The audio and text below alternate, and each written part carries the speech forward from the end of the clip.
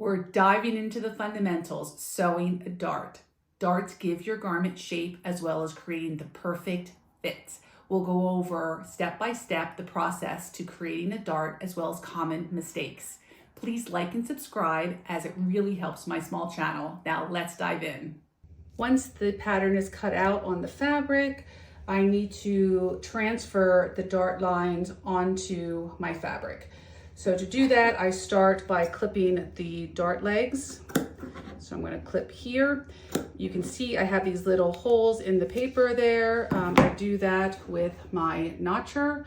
I make sure that, well, I try to make sure that when I finish the pattern that I do the notches. And also I have a hole here that I make with my awl. So I make sure that there's a hole in that point. Sometimes I may forget to do the notcher. So make sure that when you do that, that you do not clip through the paper. I was continuously clipping through the paper and the end of my scissors got dull and I had to get them resharpened. The rest of the scissors were fine. It was just the very tip for repetitively clipping through that paper. So if you do forget, which I sometimes still do forget to notch it out, just lift up the paper and then clip underneath it. That's quite easy to do. After I clip the notches, I just like to also identify it with some chalk. I have this tailor's chalk here and I just make a line there. It just makes it a little easier, but you don't really need to do that. You can also use a erasable pen. This one erases with heat. There's also erasable pens that erase with time. So sometimes this is easier just to get this little spot in here. So you go and you get that, make sure that it came through. You can see it came through here. Or what I do is I'll just go across that hole with, make a little pile of chalk there and push it into the hole, and that does it as well. So we have the dart legs and the dart end identified now, so we can remove that. And you can see here we have this in pink and here. So now I want to draw the dart lines, the dart legs, and so I'm going to use my ruler, line it up here with the two ends, and then draw. Again on this side, you want to make sure you have very, very precise darts. So I find this the easiest. Now we have to transfer it to the other side. So what I like to do is put a pin in the end here and then turn it over. And I can see my two little clips there. So I just highlight them a little bit more so I can see them a little bit better.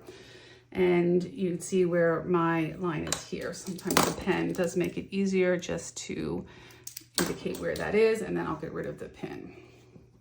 You can also just bring your pattern back and lay it over again and then mark it that way. Either way works perfectly fine.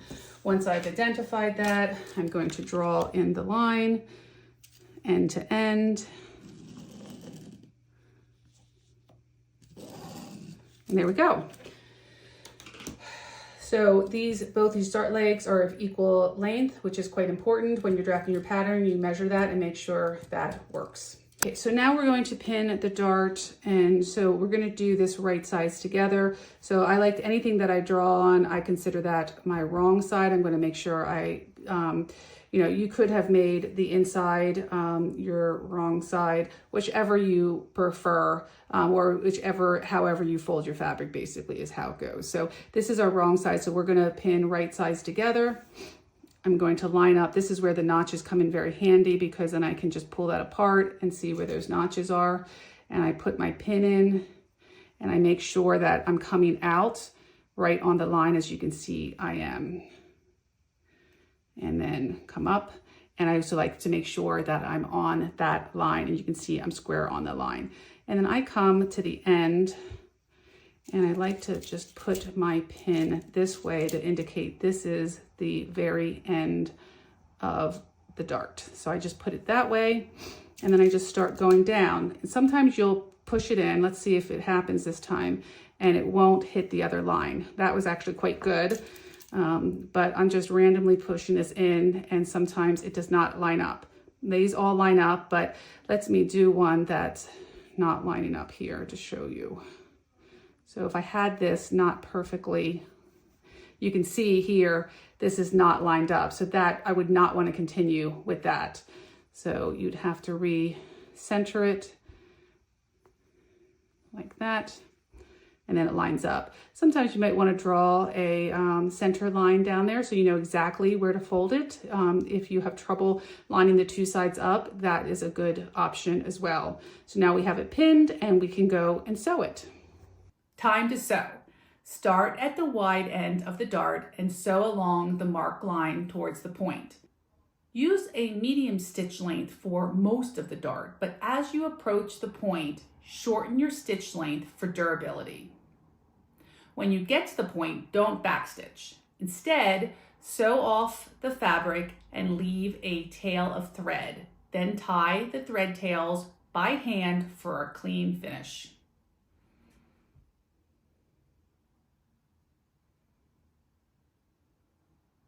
This method prevents puckering and keeps your dart looking professional. Now let's press the dart. Fold it towards the center of the garment if it's a vertical dart, or downward for bust darts. Use an iron to set the fold in place. For curved darts, use a pressing hand to maintain the fabric shape. Pressing is just as important as sewing. It's what gives your dart that polished finish. Now let's talk about some common dart problems. If your dart puckers or gathers at the end, creating a bulky or uneven finish, follow these steps. As I had shown you before, you want to make sure as you're approaching the end point, you want to have a very small angle. Sometimes what I do is I will sew parallel to the edge of the dart at that very end. So it really is a very gradual move there. You really don't want to have a steep angle for the dart when you finish. Also make sure you don't backstitch. You want to just go right off the dart end. And then after that, you're going to leave the long tails and then we'll tie them. That prevents problems when you're backstitching, creating that puckers. Is your dart crooked or showing some unusual shape?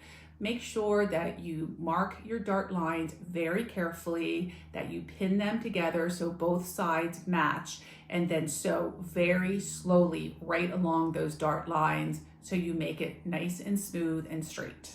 Is your fabric stretching out or distorting when you're sewing your dart? Sometimes this happens with very lightweight fabric. So if you're experiencing that, you should shorten up your stitch length. Sew very carefully. You also may want to consider adding a little bit of interfacing in this area, and that'll help prevent any stretching. If your dart is pressed in the wrong direction, it's really going to distort the outer look of the garment. So as we had discussed before, if you want to either press towards the center of the garment or press down, those are general rules of thumb, and that'll make it look so much better when you're finished with the garment. Make sure that your darts are symmetrical on both sides. Like if you have a waist dart or a French dart or even a shoulder dart, you really don't want those to be asymmetrical, because when the garment's completed, it's going to look very strange, and it also is not going to fit very well if it does not come into both sides in the same place. Do your darts hit at the wrong place? Maybe they're too short or they're too long. Make sure that you transfer the dart markings very properly, and then make sure that you're following along on those lines as you're sewing. You ending too short could be a very big problem, because then you have too much room at the very end, or going over, you could get some puckers then, because it's just there's not enough space. You may have too much dart bulk. That's that seam, basically the seam that's inside the dart. And if you have a very wide dart, you could have a lot of bulk in there, or it may be crossing another seam, so then there's a lot of bulk. So what you should do is just cut off that bulk to a regular seam allowance, and it'll just go so much better in the finished garment not to have all that extra fabric in there. If you enjoyed this video, this one might be interesting to you as well, which talks about the order of construction for creating a garment. Please like and subscribe. I'd really appreciate it.